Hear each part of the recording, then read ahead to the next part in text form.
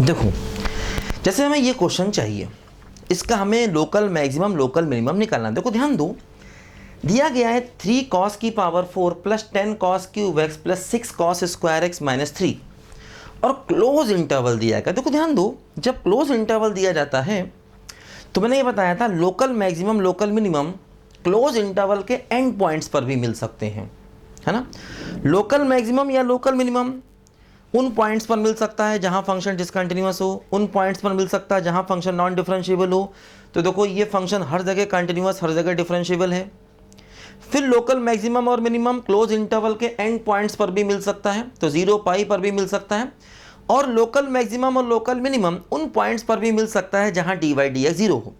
तो close interval के and points पर देखना है और उन पॉइंट्स को तलाशना है जहां पर dy dx 0 होगा। ठीक है, देखो मतलब कुल मिला के इसमें भी देखो हमें करना पड़ेगा डिफरेंशिएशन। देखो dy dx, देखो 3 into 4 cos cube x plus 10 into 3 cos square x plus 6 into sorry क्या होगा, देखो 3 इंटू 4 cos क्यूब एक्स और cos एक्स का हो जाएगा minus sine x, 10 into 3 cos square x और हो जाएगा माइनस साइन एक्स, और 6 इंटू 2 cos एक्स और देखो हो जाएगा माइनस साइन एक्स और माइनस 3। ठीक है, 3 बाहर है, cos की power 4 4 cos cube x, cos का हो जाएगा माइनस साइन एक्स, 10 बाहर है, cos cube x 3 cos square x minus sine x, 6 बाहर है, 2 cos x into minus sine x.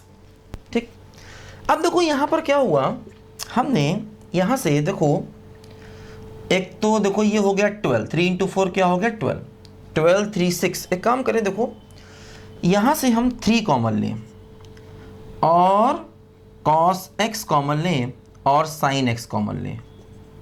देखो क्या होगा, 3 कॉमन लिया, देखो क्या बचेगा माइनस का 4 cos स्क्वायर x। 3 कॉमन लिया, cos कॉमन लिया, sin कॉमन लिया, देखो हो जाएगा माइनस 4 cos स्क्वायर x। और देखो 3 कॉमन लिया तो क्या हो जाएगा 10 into cos x into minus sine x. ठीक, 3 कॉमन लिया, देखो ये बजाएगा क्या माइनस का 4, देखो ऐसे हो जाएगा, है ना। देखो 3 cos x sin x common लिया, देखो यहाँ बचेगा minus 4 cos square x. 3 cos x sin x common लिया, देखो यहाँ बचेगा 10 cos x, साइन कॉमन गया तो ये साइन नहीं बचेगा, सिर्फ -1 बचेगा, है ना। देखो 3 cos x sin x common लिया तो -4 और ये बचेगा सिर्फ यहाँ पे, है ना। 3 cos साइन कॉमन लिया, देखो -4 cos स्क्वायर एक्स और 3 गया कॉमन, cos साइन कॉमन गया तो हो गया 10 cos -1, 3 cos साइन कॉमन गया तो माइनस का 4। ठीक है ना, हाँ सही। देखो अब क्या किया जाए, देखो ये हो गया 3 cos x into sine x. देखो अंदर से अगर हम माइनस कॉमन ले लें तो माइनस यहाँ आ जाएगा, क्या हो जाएगा बोलो 4 cos स्क्वायर एक्स प्लस का 10 cos x प्लस का 4, है ना। देखो यहाँ से -1 कॉमन लिया तो बाहर आ गया 4 cos स्क्वायर एक्स प्लस का 10 cos x प्लस का 4। ठीक है, देखो जैसे एक काम किया जाए, यहाँ से 2 और कॉमन ले लें, देखो ये 2 कॉमन लिया जा सकता है तो माइनस का 6 cos x into sine x. 2 common लिया तो 2 cos square x plus 5 cos x plus 2। ठीक है, देखो ये क्या हुआ माइनस का 6 cos x into sine x. देखो यहाँ से क्या होगा, देखो इसको देखो सिंप्लीफाई कर लें, इसके फैक्टर्स कर लें तो 2 cos square x plus 5 cos x plus 2, तो 2 cos स्क्वायर एक्स प्लस का 4 cos x प्लस का cos x प्लस 2। देखो 2 cos x कॉमन लें, cos x plus 2 plus 1 common लें, cos x प्लस 2, तो देखो ये हुआ cos x प्लस 2 और 2 cos x प्लस 1। देखो ऐसा यहाँ पर आएगा। ठीक है, देखो ये हो गया 2 cos x प्लस 1 और इंटू cos x प्लस 2। ठीक, तो देखो ये हमारा dy dx हो गया। ठीक है। अब देखो डी वाई डी एक्स कब साइन चेंज करेगा, जरा इसको देख लिया जाए तो इससे हमें लोकल मैक्सिमा लोकल मिनिमा का आइडिया मिल जाएगा। देखो हमें इंटरवल 0 से पाई तक दिया है, इसका ध्यान रखना है। देखो क्या होगा, जैसे यहाँ पर ये 0 है और देखो ये पाई है, ठीक। देखो साइन है, साइन तो हर जगह पॉजिटिव ही होगा। 0 से पाई में देखो हर जगह साइन पॉजिटिव होगा, ठीक। देखो कॉस है, ये -4 यहाँ कर दिया जाए, देखो ऐसे। देखो कॉस है, कॉस में क्या होगा, देखो 0 से π/2 में कॉस होगा पॉजिटिव और π/2 से पाई में देखो कॉस होगा नेगेटिव, ठीक। देखो cos x + 2 हमेशा पॉजिटिव है, इसको देखने से फायदा नहीं। 2 cos x + 1/2, देखो 2 cos x + 1 ग्रेटर देन 0, तो cos x ग्रेटर देन -1/2। देखो ध्यान दो, अगर हम cos का ग्राफ देखें, देखो ये cos का ग्राफ ऐसे जाता है, ऐसे 0 π/2 पाई। देखो यहाँ पर कहीं ऐसे करके देखो एक पॉइंट आएगा 2 π/3, जहाँ पर cos की वैल्यू -1/2 होगी, है ना, क्योंकि हमको मालूम है cos 120 डिग्री, cos 120 डिग्री मतलब cos 2 π/3 -½ होता है, ये बात हमको मालूम है। तो cos 2 π/3 मतलब 120 डिग्री पर cos की वैल्यू -1/2 होगी। तो देखो यहाँ पर अगर हम एक पॉइंट ले लें 2 π/3, देखो क्या हुआ, अगर cos इससे ज़्यादा है, ज़्यादा मतलब cos का ग्राफ इस लाइन के ऊपर है, देखो ये लाइन भाई ना -1/2, अगर cos का ग्राफ इस लाइन के ऊपर है तब तो ये पॉजिटिव होगा। मतलब देखो 0 से 2 π/3 के बीच में ये cos का ग्राफ है और ये लाइन है, तो 0 से 2 π/3 के बीच में देखो cos का ग्राफ ऊपर है, लाइन नीचे, मतलब ये टर्म पॉजिटिव होगा। तो देखो 2 cos x + 1, देखो 0 से लेकर के 2 π/3 तक देखो ये पॉजिटिव होगा, है ना। देखो 0 से लेकर 2 π/3 तक देखें तो cos का ग्राफ ऊपर है, लाइन नीचे है, मतलब 2 cos x + 1 क्या होगा, बोलो पॉजिटिव। अच्छा 2 π/3 से पाई तक देखो क्या हो रहा है, cos का ग्राफ नीचे है इस लाइन के, मतलब ये टर्म नेगेटिव हो जाएगा। देखो यहां पर ये टर्म नेगेटिव हो जाएगा, ध्यान दीजिए। 2 π/3 से पाई तक देखो क्या हो रहा है, cos का ग्राफ लाइन के नीचे है, मतलब इस टर्म की वैल्यू निगेटिव हो जाएगी। जबकि 0 से 2 π/3 तक देखो क्या हो रहा है, cos का ग्राफ लाइन के ऊपर है, मतलब ये टर्म पॉजिटिव होगा। देखो अब क्या हुआ, तो अच्छा अब देखो ध्यान दो, आगे -6, अभी देखो जो हम साइन देख रहे हैं वो इस पूरे का साइन है, देखो इस पूरे का, अभी ये इस पूरे का साइन हम देख रहे हैं, है ना।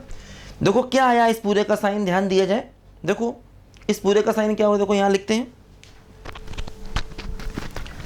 इस पूरे का देखो साइन यहां लिखते हैं, क्या होगा, देखो ऐसे हुआ, ये 0 π/2 2 π/3 पाई। देखो क्या हुआ, यहां से यहां तक एक पॉजिटिव 2 नेगेटिव, कुल मिला के पॉजिटिव।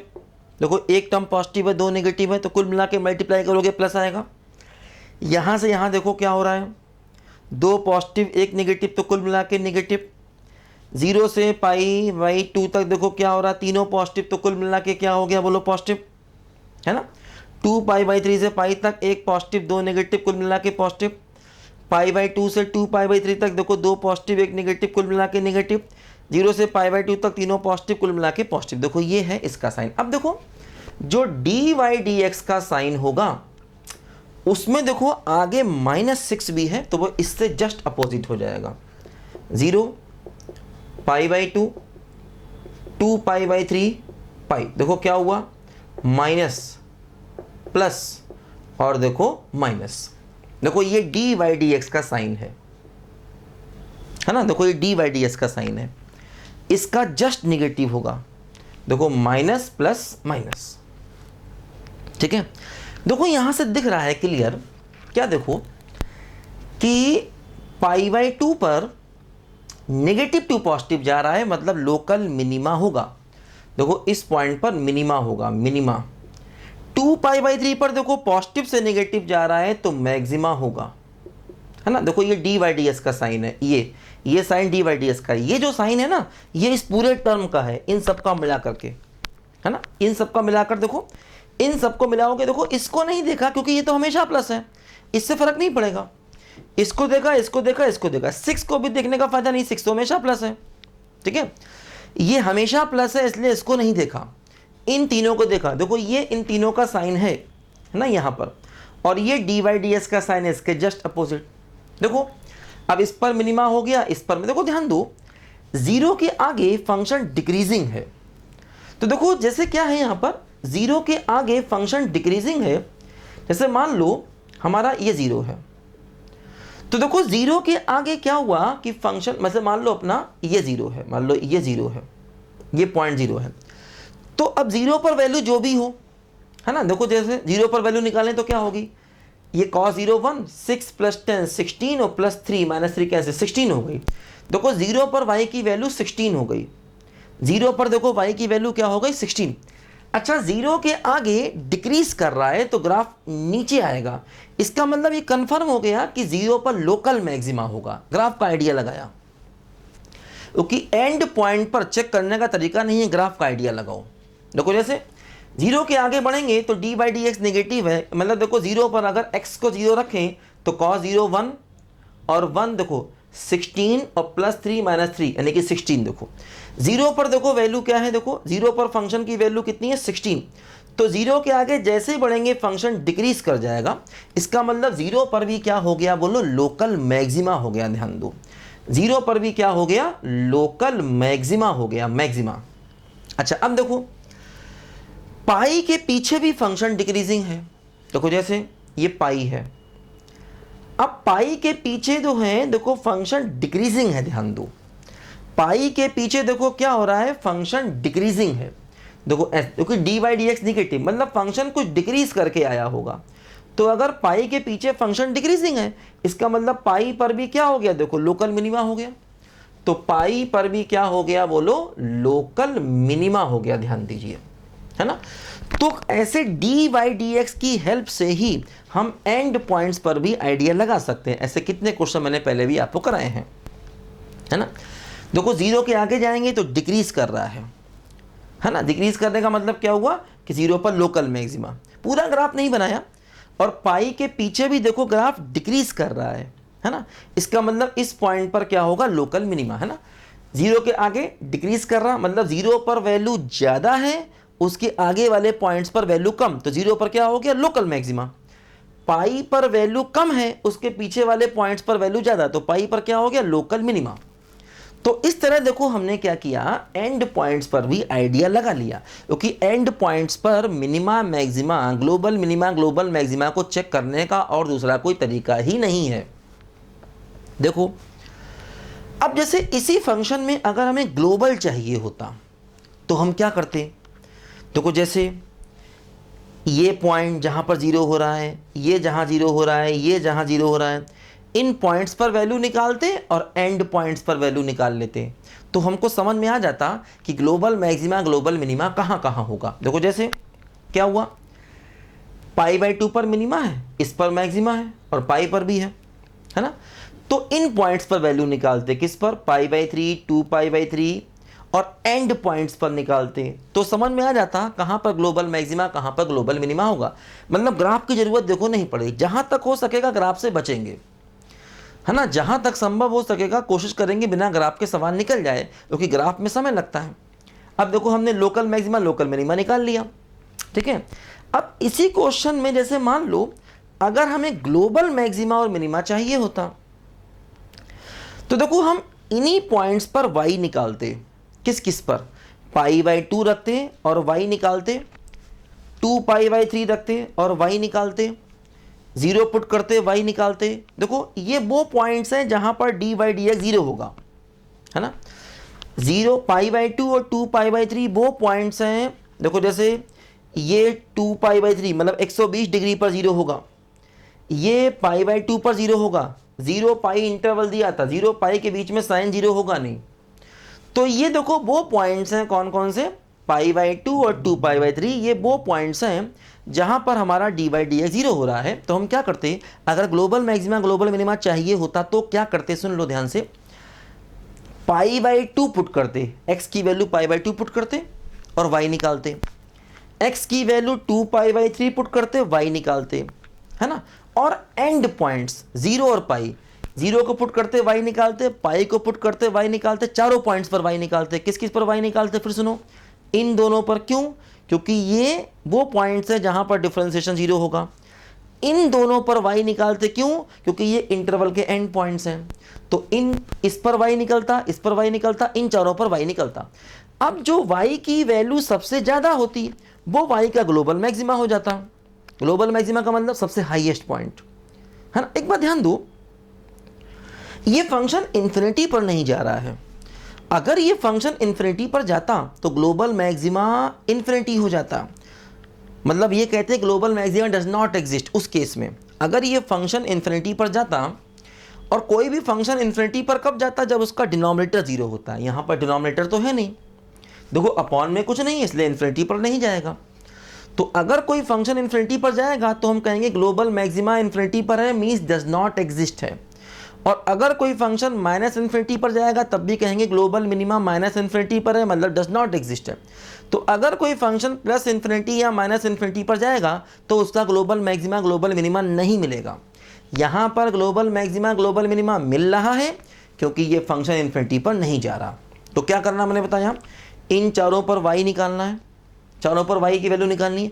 जो y सबसे ज़्यादा होगा वो ग्लोबल मैक्सिमा होगा, जो y सबसे कम होगा वो ग्लोबल मिनिमा होगा। ये बातें मैंने पहले भी कई बार आपको समझाई हैं, फिर समझा रहा हूँ जिससे ये बातें आपको याद हो जाएं कि कैसे सवाल करने हैं। ठीक है, लिखो ध्यान से।